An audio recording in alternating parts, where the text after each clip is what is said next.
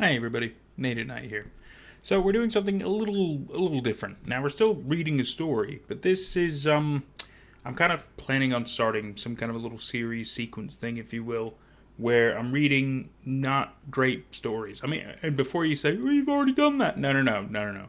We've read stories that were maybe acceptable, a little rough around the edges, nothing too bad.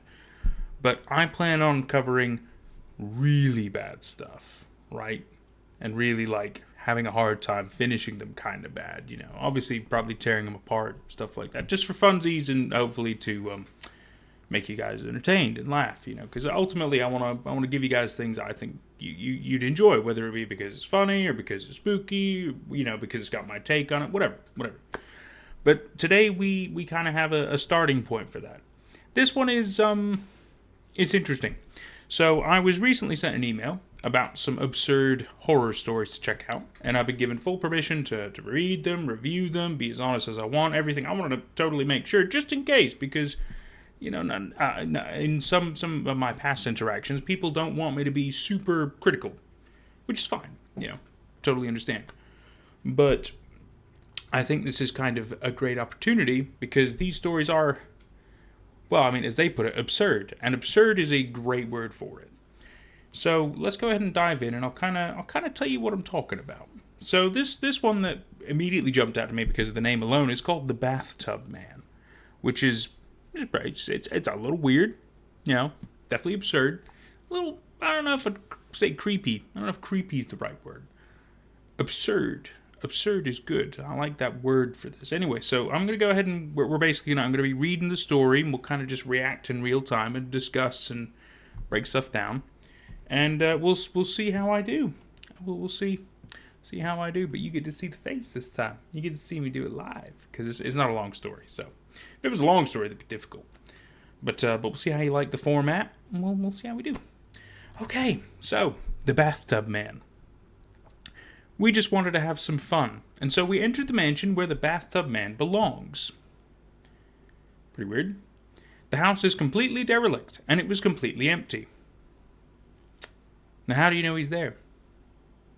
We shouted out for the Bathtub Man, but we all got nothing. Well, you just said it was completely derelict and empty. Like, of course you wouldn't expect a response. Could be a supernatural entity? I don't know. Let's see. Then my friend started to sweat, even though it was freezing. Okay. Kind of ghost-like-y. Interesting. Then we could hear someone showering and whistling a tune inside a bathtub. How do you know they're inside a bathtub? I can understand the shower. You know what a shower sounds like. Whistling a tune. How do you know they're in a bathtub? In one of the rooms, we could see a floating bathtub. A floating bathtub. And someone was showering inside it. Now, that's interesting because there are some bathtubs that sometimes are called floating bathtubs, if I remember, the ones that you usually have like the claw feet and everything. Those are kind of floating, quote unquote, but I think in this case they're talking about an actual like floating off the ground bathtub. There were no pipes connected to the bathtub, but there were still water going through it.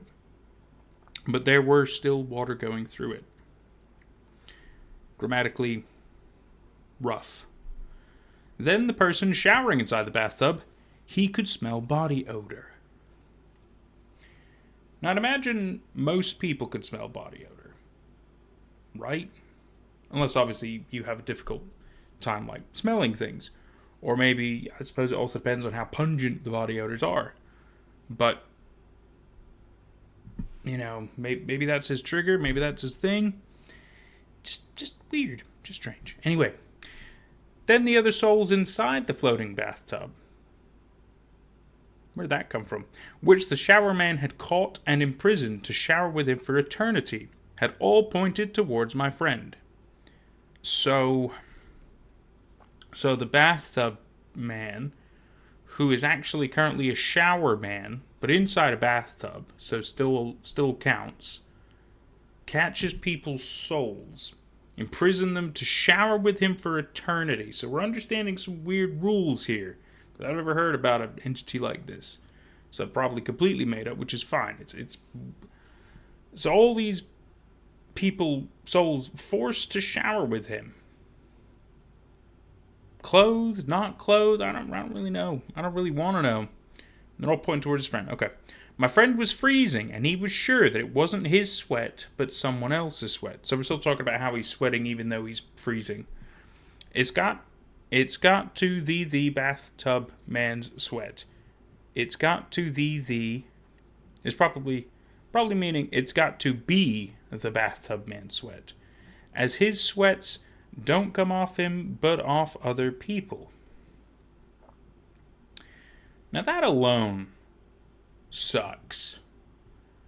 Can you imagine, like, I mean, I know there are actually surprisingly some people out there who their sweat glands don't really work the same as everybody else's. Mine work. Mine absolutely work.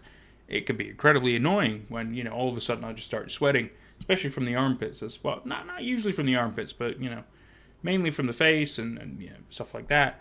But, to imagine that somebody else's sweat, instead of it coming out of their pores, it comes out of your pores, so you start sweating for somebody else.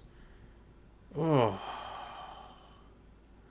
Oh. Oh, I hate that. The shower man looked at my friend and said, "My sweats are coming out of your body." Oh, it doesn't. Oh. And his bathtub turned towards my friend. So okay. The shower man controlled the bathtub to chase after my friend.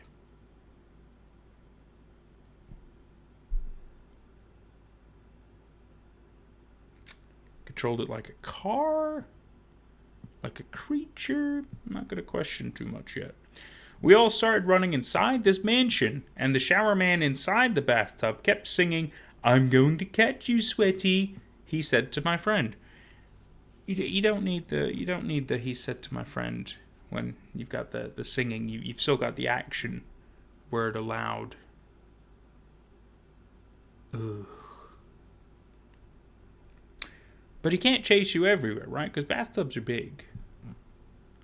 But I guess it floats. But that doesn't mean it can squeeze through doorways.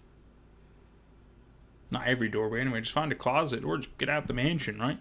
It was a sight to see. To see a man inside a floating bathtub which can chase people. That's a true statement. Absolutely. That would be a sight to see. Horrific for sure. Water was flowing through it without any pipework. God knows how that's doing. All the doors to get out of the mansion seemed to have disappeared. Okay. So there's a level of logic going on too. I like it. We were stuck in the perimeters of the household. Yeah, that sucks. Be chased by a singing bathtub man who sweats through. Oh, God, that alone is just horrific. The bathtub man chased us around with the floating bathtub, while he was also showering. It was a weird sight to see. Absolutely. Abso-fucking-lutely. Then we were becoming desperate, and my friend who was sweating out the bathtub man's sweat, and not in his own, he was becoming so scared. I would be too if somebody was sweating through me. I would be pretty freaked out. He didn't want to be part of the trapped souls that have to forever shower with the bathtub. Yeah, fuck that.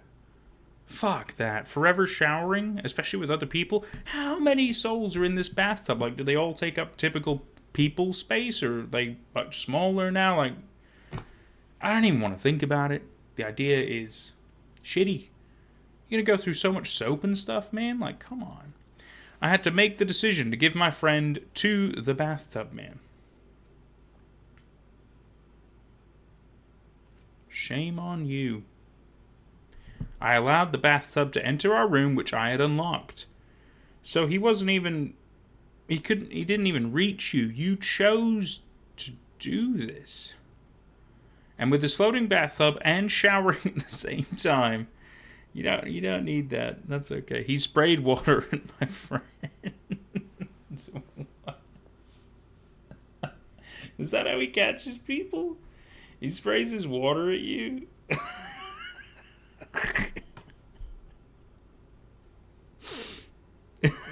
Okay. Oh, God. I still wouldn't want to be caught, but, like, that's just funny.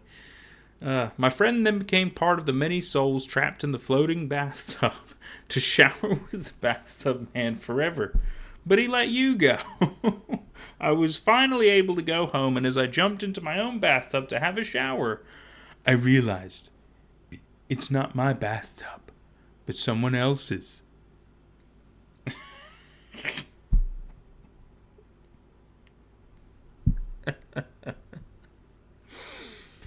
Oh, you're a terrible friend. Also, what was the logic here? Because clearly he has multiple souls. Clearly he wants more souls. Why would he just take one of you but let the other one go? I'm guessing the doors came back because maybe you struck a bargain with him. Okay, fine. Let's do so. It's now. Yeah, I have to give benefit of the doubt with a lot of people and stories and stuff like that because you have to remember. I forgot what the alert box was on. I apologize. That's popped up a couple of minutes ago. I apologize.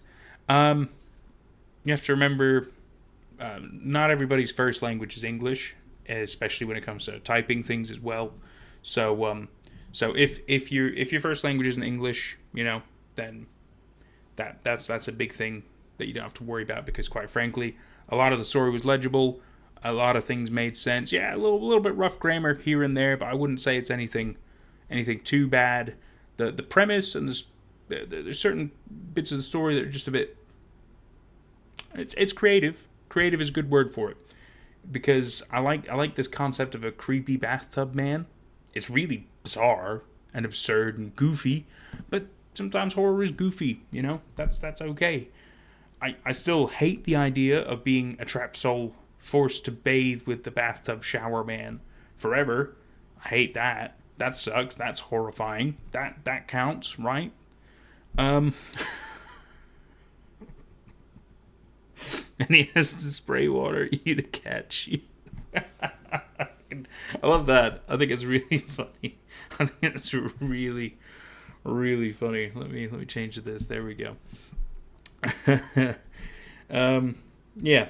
So when it comes to that, your storytelling is it's okay. It is a small story, not really a bad thing. There are plenty of stories that are short that aren't, that are fine. There's even some short stories that are like really good that are even just a few sentences long. I mean, one of the most famous ones is oh god, what is it? It's Baby Shoes Never Worn. That's fucking sad, isn't it? It's fucking sad and it's a horrifying thought, but it's brilliant. So it just proves that, length isn't always the defining factor in these things. You have a premise, might be a bit goofy, but there's still a level of horror to it. Maybe not like a super traditional horror, but you've got an entity who traps souls. Nobody really seems to die. It's just like a shitty situation kind of a deal. Yeah. It's